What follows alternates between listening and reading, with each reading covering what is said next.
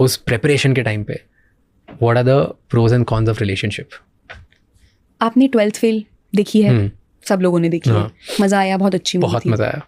मान लो मनोज सर और श्रद्धा मैम में से कोई एक भी नहीं बनता सिविल सर्वेंट, आपको लगता है उनकी शादी होती? मतलब हम तो स्पेक्यूलेट ही कर रहे हैं, हो सकता है उनमें इतना प्यार होगा कि वो कर लेते हैं।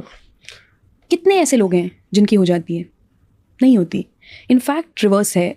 जैसे जो हॉटस्पॉट्स हैं यूपीएससी तैयारी के, राजेंद्र नगर और मुखर्जी नगर, वहाँ पर आपको इतने सारे बेचारे आशिक मिल जाएंगे जिनके कोई पार्टनर था, उसका हो गया और उसने फिर इनको छोड़ दिया क्योंकि अब वो सिलेक्ट हो गए और ये नहीं हुए। या बहुत सारे ऐसे लोग मिल जाएंगे जो अपने पार्टनर को हेल्प कर रहे थे तैयारी करने में, कि दोनों साथ में निकालेंगे, एक का निकल गया और दूसरा रह गया। तो कुछ भी हार्ड एंड फास्ट तो नहीं है, ऐसा भी पॉसिबल है।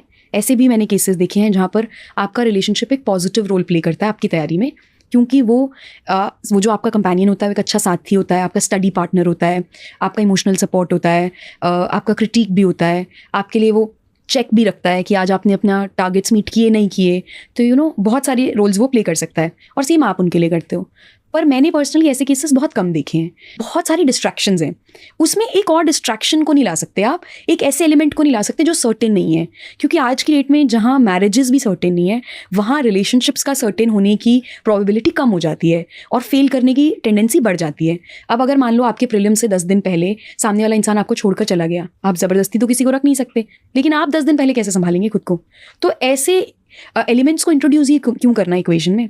और फिर मैं थोड़ा सा ये भी बिलीव करती हूँ, जो पुराने एजुकेशन सिस्टम में होता था कि कोई भी बड़ा गोल अचीव करना है आपको, तो वो तपस्या की तरह होता है, और तपस्या आप सुख भोग कर नहीं कर सकते।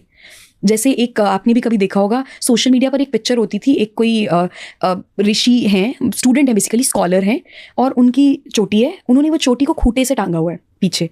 क्यों टांगा हुआ है? ताकि वो सो ना पाए, बैठे हैं वो और चोटी को खूंटे से बांध रखा है और पढ़ रहे हैं। तो पढ़ाई जो है, किसी भी कॉम्पिटिटिव एग्जाम में अपने लिए जगह बनाना, वर्ल्ड क्लास बनना, नंबर 1 बनना, वो सब एक तपस्या है।